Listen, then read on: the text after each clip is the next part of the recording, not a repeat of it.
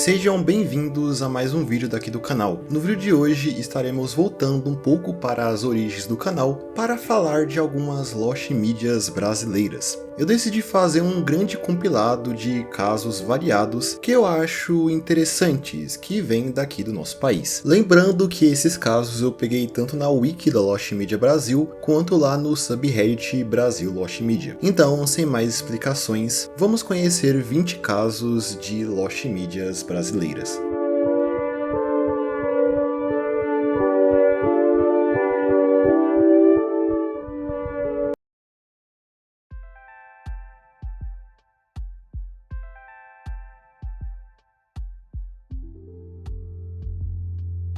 Chico Cheese. Graças ao fenômeno de Five Nights at Freddy, hoje em dia muita gente conhece esse mundo dos animatrônicos e dos restaurantes/fliperamas temáticos que se utilizam dos animatrônicos. Talvez o mais conhecido destes seja o Chuck E. Cheese, um restaurante muito popular lá nos Estados Unidos que, além de servir comida e disponibilizar jogos, ele também possui apresentações de bonecos animatrônicos. E algo que é relativamente desconhecido é que o Brasil teve a sua própria versão do Chuck E. Cheese, que ficou conhecida como Chico Cheese. Bem criativo o nome, inclusive. O Chico Cheese foi uma pizzaria e fliperama que foi fundada no Rio de Janeiro durante o ano de 1993, e o seu estabelecimento se localizava na Barra da Tijuca. Durante o seu período de operação, o Chico Cheese era bastante popular na sua região. No entanto, o restaurante foi fechado mais ou menos em 1999, após o estabelecimento sofrer um incêndio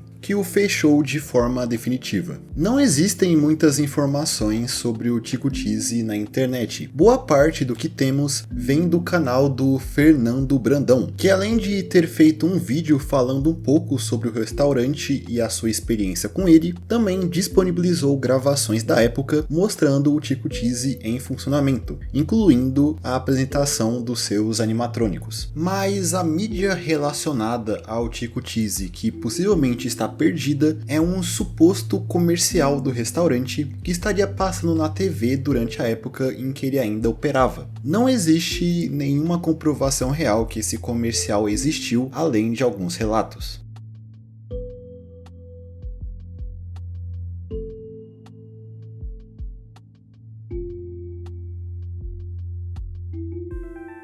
Incidente em Varginha 2, Sombras da Verdade. Incidente Varginha é o nome de um jogo de FPS feito no Brasil em 1998, feito pela desenvolvedora Percepton, que pelo nome já dá para presumir que o jogo foi baseado no infame caso do ET de Varginha, um caso ufológico que aconteceu em Varginha, Minas Gerais, em 1996. O incidente em Varginha é considerado tanto o primeiro FPS brasileiro quanto a primeira grande produção brasileira no ramo dos videogames. Uma sequência para o incidente em Varginha foi planejado, e ela era chamada de Incidente em Varginha 2, Sombras da Verdade. A produção do jogo foi iniciada e um protótipo dele foi selecionado pela Intel para demonstrar os poderes gráficos do seu novo processador, o Pentium 3. No entanto, o jogo nunca foi finalizado, já que, dado as baixas vendas do primeiro jogo, os desenvolvedores não conseguiram fundos o suficiente para finalizar a sua sequência. Atualmente, apenas algumas imagens do jogo estão disponíveis.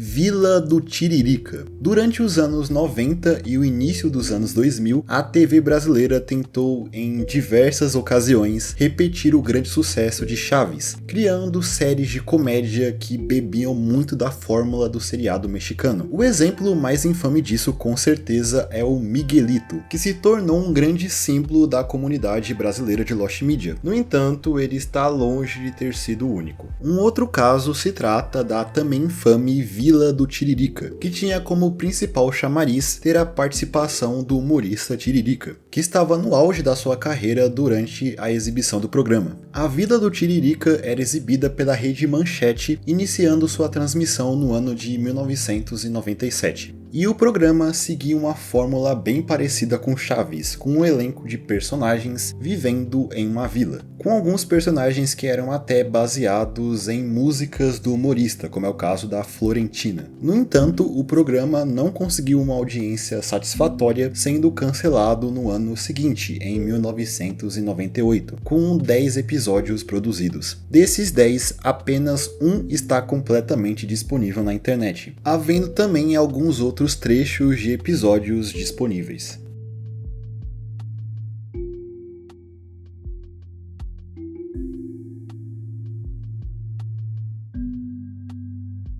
Trama Virtual. Trama Virtual foi o nome de um site que tinha o propósito de divulgar bandas e artistas musicais independentes. Esses artistas podiam publicar suas músicas para serem ouvidas pelos frequentadores do site. O Trama Virtual foi ao ar no ano de 2002 e ele ficou disponível até o ano de 2013, quando o site foi derrubado no dia 31 de março, levando consigo todo o seu acervo de músicas, que possivelmente algumas delas não foram postadas em outros lugares. Esse caso lembra bastante algo que aconteceu com a rede social MySpace, que também era um lugar onde artistas independentes podiam upar suas músicas. Mas, dada uma mudança de servidor feita em 2019, muitos arquivos upados no site antes de 2016 foram corrompidos. Ainda é possível visitar versões salvas do site Trama Virtual no Wayback Machine, porém não é possível ouvir as músicas no player dessas versões salvas.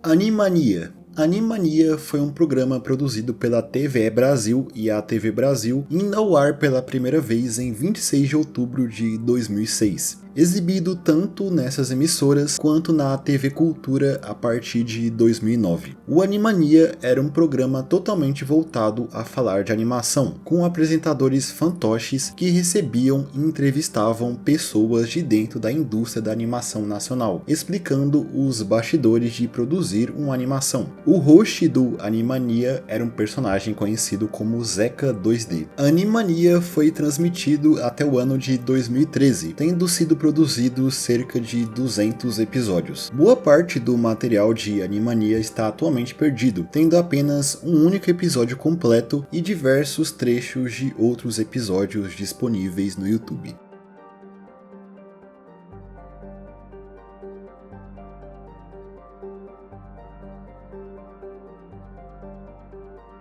Cartoon Extreme Kart Racing. Quando falamos de MMOs, mais especificamente MMOs brasileiros, sempre encontramos diversos casos de material perdido. E um desses jogos multijogador nacional perdido é o jogo Cartoon Extreme Kart Racing. Esse seria um jogo de corrida multiplayer que estava sendo desenvolvido pela Gunsoft Brasil. No jogo seria possível escolher entre 4 personagens que poderiam ser customizados dentro do jogo, tendo 16 pistas inspiradas em localidades espalhadas pelo Brasil, e ele foi planejado para ser um jogo gratuito. Até mesmo uma beta fechada do jogo foi feita no ano de 2007, onde algumas pessoas o testaram, porém o jogo nunca foi de fato lançado, com a última atualização dele acontecendo em 19 de agosto de 2008, anunciando a paralisação do seu desenvolvimento. Desde então não se teve notícias do jogo, que possivelmente foi cancelado. Atualmente existe apenas algumas imagens dele, nenhuma gameplay em vídeo foi disponibilizada.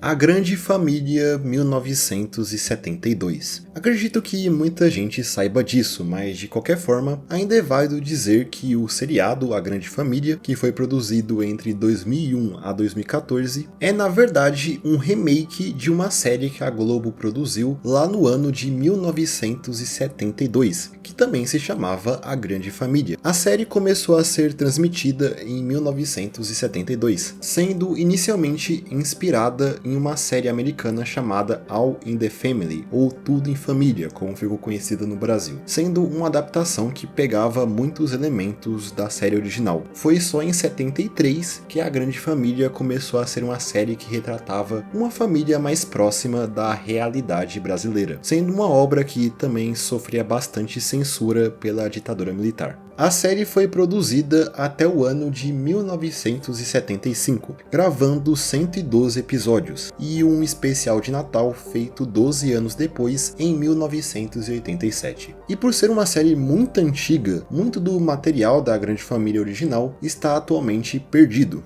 Existem apenas 4 episódios completos, o especial de Natal e uma chamada disponível. A maior parte do conteúdo do seriado ainda está perdido.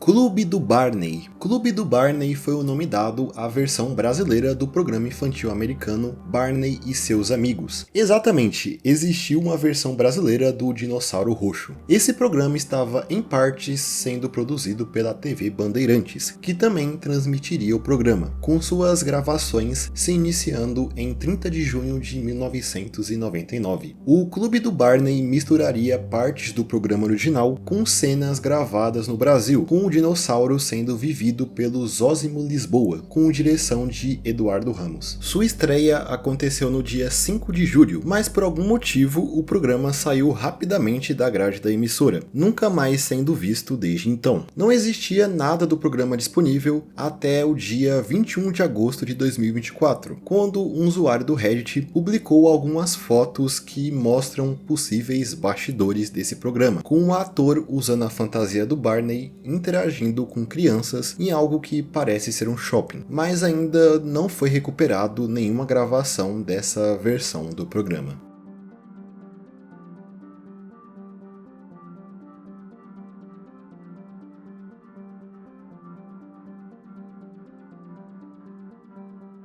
Vila Sésamo. E como falamos da adaptação brasileira de Barney, eu acho que também é legal falar sobre a adaptação brasileira de Vila Sésamo. O programa original americano por si só tem muitas Lost Medias, mas ele nem se compara com a sua versão brasileira. Essa versão foi uma coprodução da Rede Globo e da TV Cultura, sendo transmitida em ambas as emissoras a partir de 12 de outubro de 1972, tendo um formato bastante parecido com a série original, tendo até os mesmos personagens fantoches que interagiam com as pessoas. O programa foi produzido até 1977 e hoje existem alguns poucos episódios que você pode encontrar no YouTube, mas boa parte da série ainda está perdida.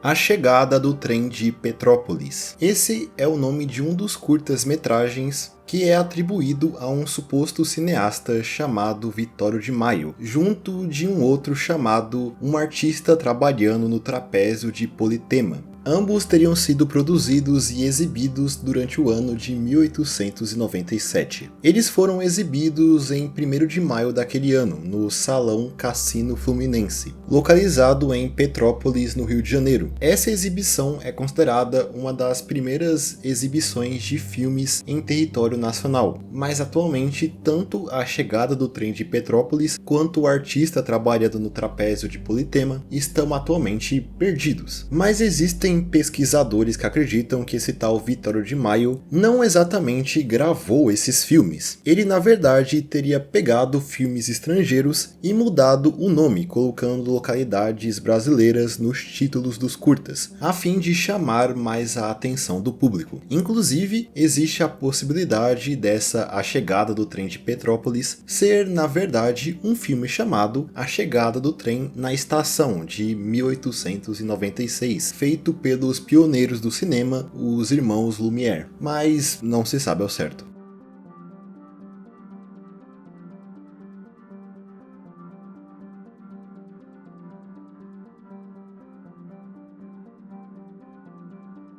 GTA Tarzan. Ok, esse tem grande chance de não ser um caso de Lost Media brasileira em si, mas ainda assim eu acho que conta. O GTA Tarzan é uma das centenas de versões modificadas do GTA San Andreas que foram feitas para o PlayStation 2. Dentre essas diversas versões modificadas do jogo, existem pérolas como o GTA Tropa de Elite, o GTA do Homem-Aranha e o GTA do Dragon Ball, que se você viveu a época de comprar jogo pirata de PS2 na feira, você provavelmente já se deparou com algum deles. Esse tal GTA Tarzan é uma modificação super obscura que coloca o personagem Tarzan no jogo. Porque quem quer que teve essa ideia achou que isso seria algo interessante e eu não faço ideia. O fato é que não se sabe praticamente nada sobre essa modificação, não existindo nenhuma ISO na internet. Temos porém a suposta capa desse jogo, que é essa que vocês estão vendo. E eu também encontrei um site que eu acredito que seja da Finlândia, que fala que essa tal modificação teria sido feita na Síria. Sim, na Síria. Mas obviamente isso não é 100% confirmado, né? Mas de qualquer forma, por que eu estou falando desse caso nesse vídeo? Simples. As únicas gravações em vídeo de gameplays dessa modificação que temos disponível vem de um canal brasileiro chamado Everton Victor, que fez uma série de 7 vídeos jogando o GTA Tarzan que foram postados no YouTube lá em 2013, há mais de 10 anos atrás. Ele gravou a tela da TV enquanto ele jogava e comentava por cima, em uma qualidade que não é lá essas coisas. Em seus vídeos vemos que a modificação apenas trocou a skin do CJ para o entre aspas Tarzan. Esses vídeos publicados por ele coloca dúvidas na origem desse tal GTA Tarzan. Afinal, se ele realmente é uma modificação lá da Síria, como esse moleque em 2013 conseguiu uma cópia dele? O seu canal está inativo desde novembro de 2013.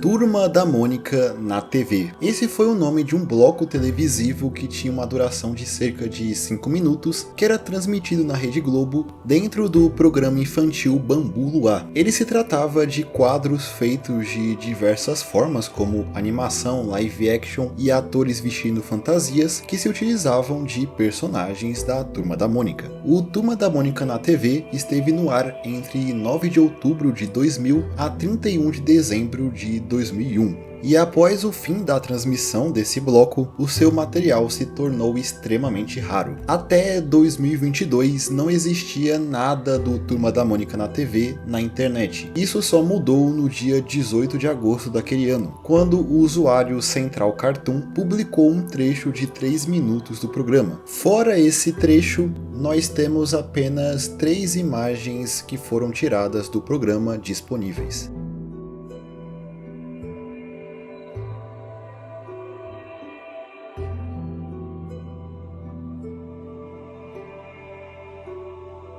A história do peixinho que morreu afogado. Esse seria o nome de uma das primeiras histórias escritas por Monteiro Lobato, mais conhecido por ser o criador do Sítio do Pica-Pau Amarelo. Não são muitos os lugares que contam essa história, porém podemos encontrar uma menção dela em uma biografia do autor, escrita pelo Edgar Cavaleiro, onde ele descreve que, um certo dia, Monteiro Lobato estava jogando uma partida de xadrez com Toledo Malta, que usava na época o pseudônimo de Hilário Tácito. Toledo Malta, durante a partida, teria contado para Monteiro Lobato sobre a história do peixe que desaprendeu a nadar após ter ficado fora d'água por muito tempo. Logo, quando o peixe foi colocado novamente no mar, ele veio a se afogar. Ao ouvir essa história, Monteiro Lobato relata ter se motivado a escrevê-la do seu jeito, posteriormente publicando a sua versão da história em algum jornal desconhecido. Escrever essa história fez o autor, inclusive, ter o seu pontapé inicial para começar a pensar na história que viria a ser o Sítio do Pica-Pau Amarelo. O próprio Monteiro Lobato dizia que ele simplesmente simplesmente tinha esquecido em qual jornal ele publicou essa história, fazendo ser difícil encontrá-la hoje em dia.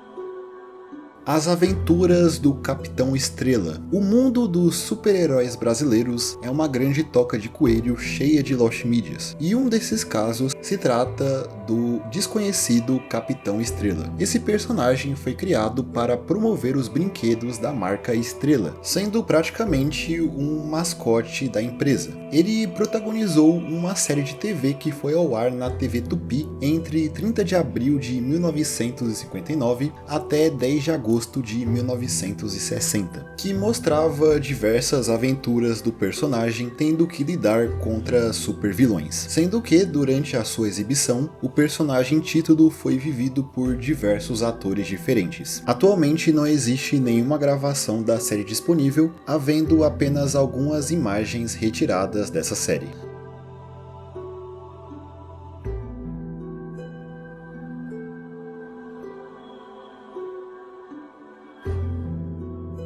Dance que a vida é sorrir. E agora entrando na parte cabulosa do vídeo, para não perder o costume, vamos falar de uma Lost Wave, desta vez uma Lost Wave brasileira, que é uma das mais buscadas pela comunidade. Dance que a vida é sorrir foi o nome dado a uma música que foi encontrada em um filme erótico chamado As Aventuras Sexuais de Mike Jackson. Sim, esse é o nome do filme. Ele foi produzido em 1997 e nele vemos um ator vivendo uma paródia do Michael Jackson em uma trama libidinosa, se é que você me entende. Essa música em questão toca tanto nos créditos iniciais quanto nos finais e temos ela completa. No entanto, os artistas por trás dela são desconhecidos. Nos créditos do filme, os responsáveis pela trilha sonora são creditados como o Grupo Contraponto, porém se acredita que esse não seja o nome real da banda por trás da música, sendo uma espécie de pseudônimo ou apenas o grupo que fez a trilha sonora em si, não a música. Existe até o debate se essa música foi feita exclusivamente para o filme ou se ela foi lançada antes. O diretor do filme é acreditado nele como Gregório de Matos, sendo o pseudônimo do diretor Orlando Gregório, e o seu paradeiro até hoje é desconhecido, não podendo ajudar nas buscas.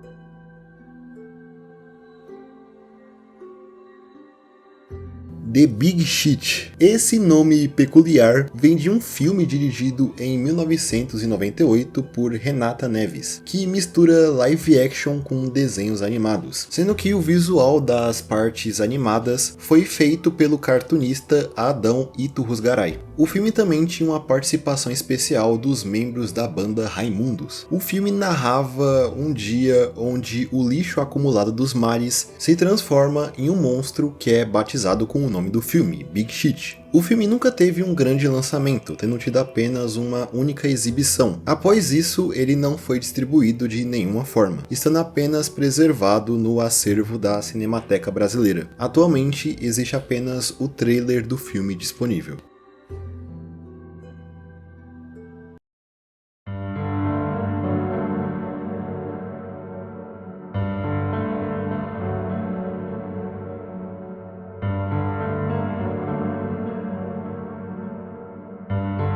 O incêndio do Xuxa Park. Esse é um incidente relacionado a um episódio do programa Xuxa Park, apresentado pela Xuxa, onde simplesmente ocorreu um incêndio nos estúdios onde estava sendo gravado o programa. Esse incêndio aconteceu no dia 11 de janeiro de 2001, enquanto no estúdio do Projac estava sendo gravado um bloco especial do Xuxa Park para o Carnaval. Esse incêndio foi causado por um curto-circuito incendiando todo o cenário do programa. O incêndio se iniciou já perto do fim das gravações, já no último bloco. E assim como em todos os episódios, haviam pessoas na plateia durante as gravações, fazendo com que cerca de 26 pessoas tivessem ferimentos por causa do incêndio, com relatos que falam que um dos pais presentes teria sofrido um infarto. Por causa do acidente, o programa Xuxa Park foi encerrado e o episódio em questão, que estava sendo gravado, nunca foi ao ar. A única parte dele que temos disponível é justamente a parte do incêndio,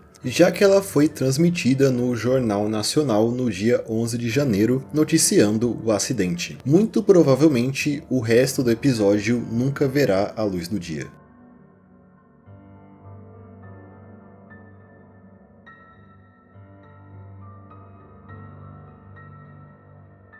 Depravação. Esse é mais um filme nacional perdido que não temos muitas informações sobre. Eu pelo menos não consegui encontrar nem mesmo uma sinopse para essa obra, mas só pelo nome já dá para especular que o seu conteúdo era bem impróprio. Depravação era um filme mudo produzido em 1926, dirigido pelo renomado cineasta brasileiro Luís de Barros. Apesar de ter sido produzido em 1926, ele só foi exibido publicamente em 1932.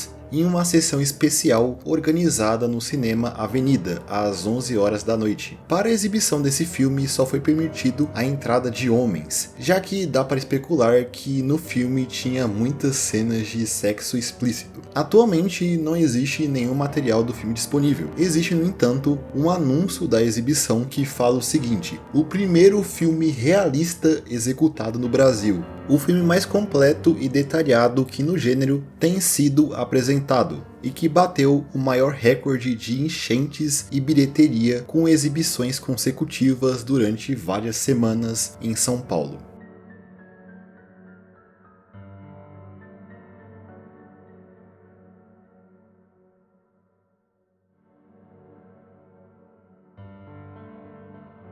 São Paulo e São Caetano 2004. No dia 27 de outubro de 2004, os clubes São Paulo e São Caetano disputaram uma partida válida pelo Campeonato Brasileiro. Infelizmente, essa partida ficou conhecida pelo mal súbito que o jogador Serginho, do São Caetano, teve durante o jogo. Ele caiu no gramado aos 14 minutos do segundo tempo, não se sentindo muito bem. Quando perceberam que a sua situação era grave, o jogo foi encerrado antes da hora e o jogador foi levado até o Hospital São Luís. Ele chegou até o hospital com vida, no entanto, ele veio a falecer pouco tempo depois, marcando assim um acontecimento trágico na história de ambos os clubes. O jogo só foi retomado uma semana depois, onde os times disputaram os 30 minutos finais, com o São Paulo saindo vitorioso com um placar de 4-2. Desses 30 minutos finais, existe na internet um vídeo com os melhores momentos da partida. No entanto, da primeira partida, onde o Serginho teve o mal súbito, apenas a parte dele caindo no campo e recebendo os primeiros atendimentos está disponível.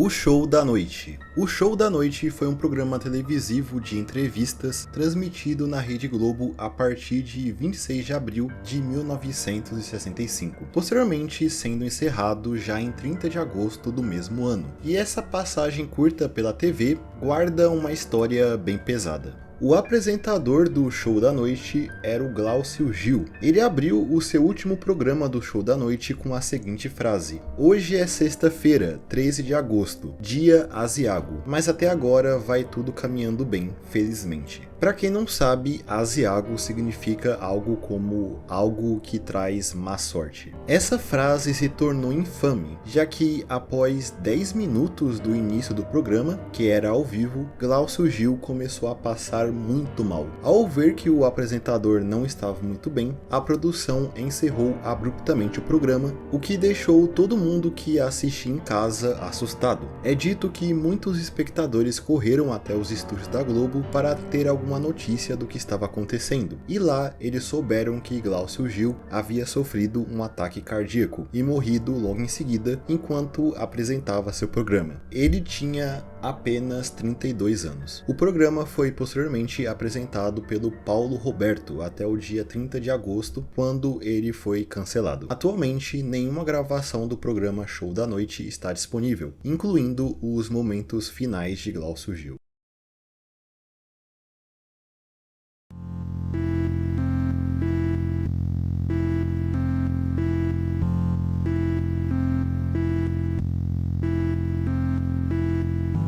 Então eu acho que é isso. Esse foi o meu compilado de algumas Lost Mídias brasileiras que eu achei interessante trazer aqui. Vale lembrar que no passado eu já fiz alguns vídeos nesse tema, cobrindo alguns casos mais conhecidos. Então não deixe de ver eles também. Mas de qualquer forma, eu espero que vocês tenham gostado do vídeo. Se sim, não se esqueça de deixar um comentário aí embaixo, deixar o seu like e se inscrever no canal para mais vídeos como esse no futuro. E no mais é isso, eu espero todos vocês em um próximo vídeo. Até mais!